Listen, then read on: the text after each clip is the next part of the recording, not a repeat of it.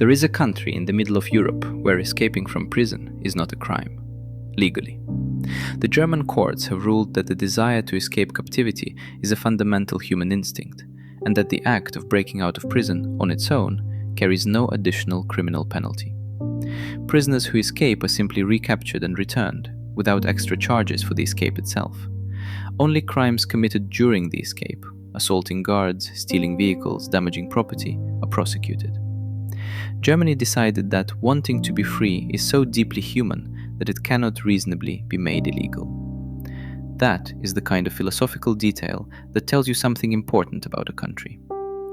Germany has more than 25,000 castles, castle ruins, and fortified structures spread across its territory. That is more than any other country on earth, more than France, more than England, more than Japan.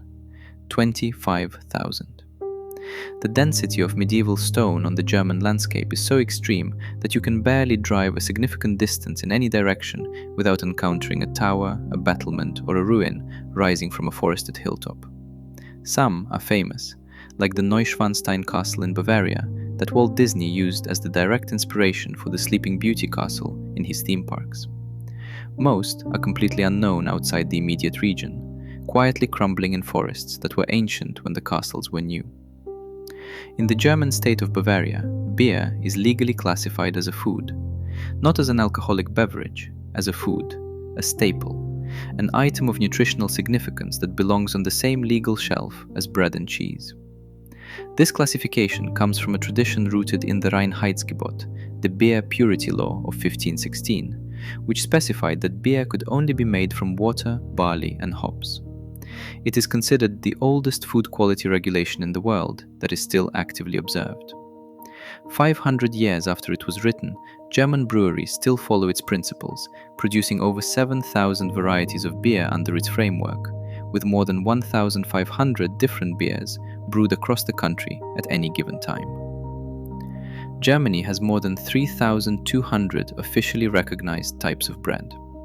Not 3,200 recipes, 3,200 distinct varieties, each with its own recognized identity, protected designations, and regional traditions.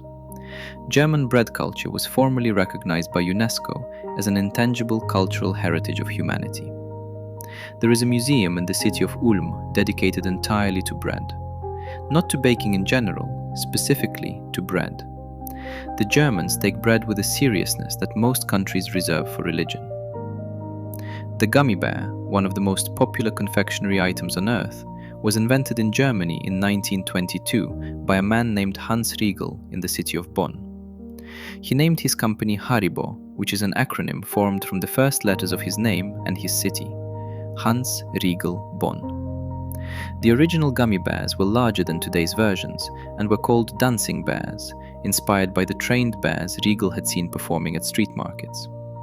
Today, Haribo produces approximately 100 million gummy bears every single day, from factories spread across multiple countries. Every gummy bear that has ever existed is a descendant of a German confectioner's idea in 1922. Oktoberfest, the world's most famous beer festival, takes place almost entirely in September. It starts in mid-September and ends in the first weekend of October. The festival began in 1810 to celebrate the wedding of Crown Prince Ludwig of Bavaria to Princess Therese of Saxe-Hildburghausen, and over 2 centuries later draws approximately 6 million visitors to Munich annually, consuming around 7 million liters of beer in the process. The name has been misleading for over 200 years, and nobody has changed it. Sunday in Germany is legally protected. It is not a cultural preference or an informal tradition. It is law. German regulations prohibit shops from opening on Sundays in most states. Mowing your lawn on a Sunday can earn you a fine for noise disturbance. Running construction equipment, conducting loud DIY projects, or making significant noise of almost any kind on a Sunday afternoon is legally prohibited across most of Germany. The German legal system essentially mandates rest as a civic duty. In a country associated with precision, efficiency, and relentless industrial output, the state has decided that 1 day per week everyone stops. And here is the fact that ties the whole country together. The detail that might be the most perfectly German thing in this entire script. On the famous Autobahn, Germany's legendary highway system, where roughly 65% of the network has no official speed limit and cars legally travel at 200, 250, even 280 kilometers per hour, it is completely illegal to run out of fuel. Stopping on the Autobahn for any avoidable reason is prohibited. Running out of petrol is considered an avoidable incident and can result in a fine. Germany has built a road with no speed limit, where the only enforced regulation is that you must arrive prepared. Now let's talk about the machines that drive on that speed limitless road. Because Germany's relationship with the automobile is not just an economic story. It is the central story of what Germany became in the 20th century and remains in the 21st. It started in 1885 and 1886 in two different German workshops, almost simultaneously. Karl Benz, working in Mannheim, built and patented a three-wheeled vehicle powered by a gasoline engine. He called it the Benz patent Motorwagen. It was the first vehicle in history propelled by an internal combustion engine running on petrol. At almost exactly the same time, Gottlieb Daimler and Wilhelm Maybach in Stuttgart built their own gasoline-powered carriage, working independently of Benz and arriving at a similar solution through different engineering approaches. Two German inventors in two German cities in the same 2-year window created the modern automobile. Germany did not stumble into the car industry. Germany invented the car industry. The world's most profitable transportation technology began in German workshops, and 140 years later, Germany is still the most dominant premium car-making nation on Earth. The first long-distance car journey in history was also German. In 1888, Bertha Benz, wife of Karl Benz, decided to prove to a skeptical world that her husband's invention was practically useful. Without telling Karl, she took the patent Motorwagen and drove it from Mannheim to Pforzheim, a journey of approximately 106 kilometers, with her two teenage sons. The vehicle had no fuel stations. She stopped at pharmacies to buy ligroin, a petroleum solvent that could power the engine, and used her hairpin to unblock a fuel line and her garter to insulate an electrical wire when the car developed problems. She became the world's first long-distance driver, the first person to refuel a car at a commercial establishment, and arguably the first person to demonstrate that the automobile was not just a laboratory curiosity, but a genuine technology for travel. Modern Germany's car industry was effectively launched by a woman who took her husband's invention without permission and drove it farther than anyone had ever driven a car before. Today, the companies built on the foundation that Benz and Daimler created have grown into some of the largest and most profitable industrial enterprises in the world. Volkswagen Group, which owns Volkswagen, Audi, Porsche, Seat, Cupra, Skoda, Lamborghini, Bentley, Bugatti, and the truck brands MAN and Scania, generated approximately 325 billion euros in global revenue in 2024. To put that in context, 325 billion euros is larger than the entire annual GDP of many European countries. One German car company group, producing vehicles from Volkswagen's practical family hatchbacks to Bugatti's 2 million euro hypercars, generates economic output comparable to a mid-sized national economy. BMW Group, which owns BMW, Mini, and Rolls-Royce, generated approximately 168 billion US dollars in revenue in 2024. Mercedes-Benz Group generated approximately 165 billion. The combined revenue of just these three German automotive giants exceeds the GDP of countries like Poland, the Netherlands, or Argentina. Now, the title of this video says "Cars Nobody Can Afford." That needs some explanation, because it is not entirely true, and it is more true than it should be. Volkswagen makes the Golf, one of the most practical and affordable cars in Europe. BMW makes the 1 Series. Mercedes makes the A-Class. These are not exotic machines beyond the reach of ordinary middle-class buyers. But the economics of the German car industry, where the real money comes from, tell a different story. The vehicles that generate the most revenue per unit, the vehicles that produce the profit margins that make German car companies so financially powerful, are the ones at the top of the range. The Mercedes S-Class, which starts at approximately $114,000, the BMW 7 Series, starting at around $93,000, the Audi A8 at $88,000, the Porsche 911 starting at $115,000 and climbing rapidly from there, the Porsche Cayenne starting at around $77,000, the Bentley Continental GT at approximately $250,000. And those are the entry prices. The global median income is approximately $12,000 per year. The average price of a new vehicle sold in the United States, the world's wealthiest large consumer market, is approximately $48,000, which already represents a significant portion of the average American household's annual income of around $78,000.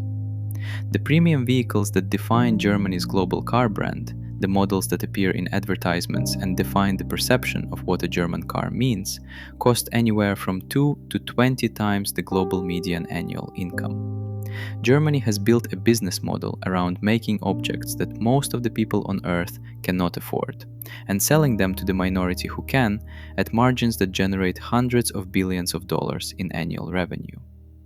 In 2024, Germany exported approximately $174 billion worth of passenger vehicles, making it the largest car exporting nation in the world. Including automotive parts, the total figure for automobiles and related components reached approximately 264 billion euros, representing around 17% of Germany's total exports. 735,000 people are directly employed in Germany's automotive sector. An additional 1.1 million work for automotive suppliers. The German auto industry spends 31.3 billion euros every year on research and development alone, employing over 158,000 researchers, engineers, and scientists specifically focused on car technology. 77% of all vehicles produced in Germany's factories are exported. Germany builds cars largely for the rest of the world to buy. The corporate structure that makes this possible is extraordinary in its scope. Consider what the Volkswagen Group actually controls. Under its umbrella sits Lamborghini, the Italian supercar maker, whose smallest model starts at approximately $200,000. Bentley, the British luxury Grand Tourer, whose Continental GT starts at $250,000 and whose Mulsanne has sold for well over $300,000. Bugatti, whose Chiron starts at approximately $3 million and whose most exclusive versions have sold for considerably more. All three of these iconic, ostensibly foreign brands are owned by a German company headquartered in Wolfsburg. Rolls-Royce, perhaps the single most recognized symbol of extreme automotive luxury in the world, the car that heads of state and oligarchs commission for their motorcades, is owned by BMW. The world's most expensive production cars are, in a very real sense, German cars wearing different badges. The engineering investment that produces this dominance is staggering in its consistency. Germany's car companies collectively invest more in research and development than the GDP of many small countries, year after year, in a long-term commitment to maintaining the technical leadership that justifies premium pricing.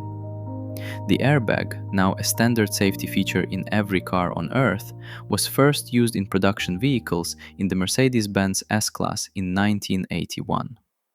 Germany invented the technology that saves lives in every car accident globally, and then deployed it in a car that cost the equivalent of roughly $50,000 in today's money. Safety innovation, packaged in luxury, exported at premium price.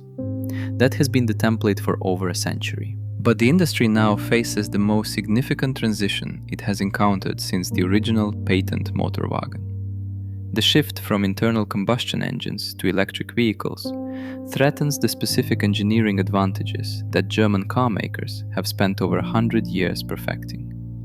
The precise, high-tolerance mechanical engineering of a German petrol engine is extraordinarily difficult to replicate. The battery chemistry and software integration of an electric vehicle is a different discipline entirely, one in which Tesla and, more recently, Chinese manufacturers like BYD have built significant advantages. Volkswagen faced cost pressures in 2024 and 2025, serious enough that the company considered closing German factories for the first time in its history, which would have been an almost unthinkable rupture with the post-war social contract between the company and its workforce. The industry that made Germany rich for a century is in the middle of an existential technological transition, and the outcome is not yet clear. What is clear is what the industry has built. A nation of 84 million people with no oil, no rare earth minerals, no particular geographic advantage for trade compared to its neighbors, has used engineering knowledge, precision manufacturing, brand mythology, and a century of accumulated technical expertise to make itself the world's dominant seller of prestige automobiles. Germany sells dreams, expensive, precisely engineered, impeccably finished dreams. And the world, or at least the portion of it that can afford to, keeps buying them. And here is the final piece of the puzzle that makes the car story not just economically interesting, but historically almost inevitable.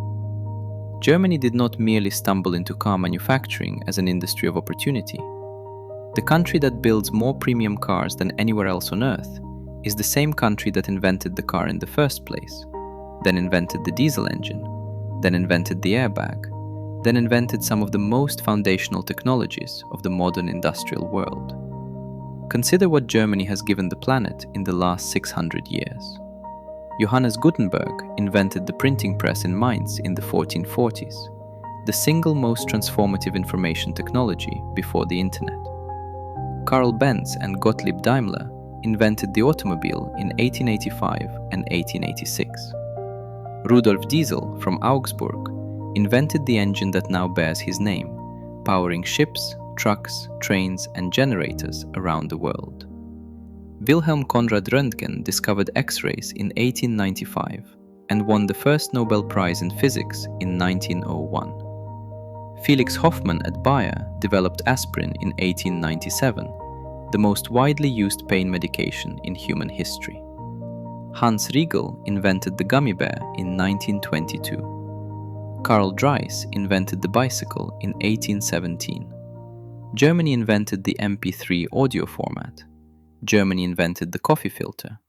Germany invented the kindergarten and gave the world the word for it. The airbag, the hole punch, the contact lens, the electron microscope. The list continues for longer than any single video can accommodate. Germany has over 6,000 museums, more than France, Italy, or the United Kingdom.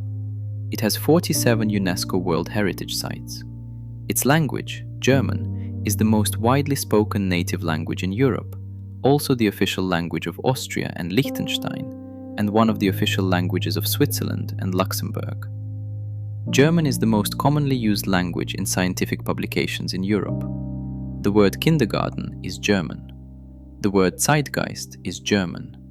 The word Angst is German. The word hamburger, in its original sense as a food from Hamburg, is German. The word Fahrvergnügen, which Volkswagen once used in American advertising to suggest the pleasure of driving, is so deeply German that it exists to communicate something that other languages apparently need more than one word to express. Germany's recycling system is, without exaggeration, one of the most effective in the world. The Pfand, or deposit system, charges a fee on every bottle and can sold in Germany, refunded when the container is returned to any shop with a recycling machine.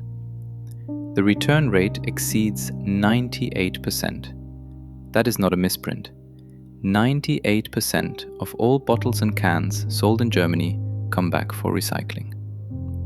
Germany recycles approximately 67% of all its municipal waste, among the highest rates anywhere on Earth. Germany is also a language that assembles entire concepts into single words with a specificity that other languages find humbling. The word Schadenfreude describes the pleasure you feel at someone else's misfortune, and it has been adopted directly into English because English has no equivalent. The word Weltschmerz describes the pain of realizing the world will never live up to your ideals of it. And one of the longest words in the German language is Donaudampfschifffahrtsgesellschaftskapitän, which translates as Danube Steamship Company Captain, and which is not a joke. It is a real compound noun that German grammar allows to exist, because in German, if you can think of a concept, you are permitted to build a word for it out of whatever smaller words you need, stacking meaning like bricks until the word is as precise as you require it to be. Precision in language, precision in engineering, precision in beer, bread, and castle construction. Germany does not do anything halfway. The country that built 25,000 castles, invented the printing press and the automobile, and aspirin, and gummy bears, and the kindergarten, classified beer as a food in 1516, made running out of petrol on its speed-limitless highway illegal, and legally protected Sunday as a day of rest, is also the country that exports $177 billion worth of cars every year, mostly to people who will never be able to afford another one. Carl Benz built the first car on Earth in 1885. 140 years later, Germany is still in first place.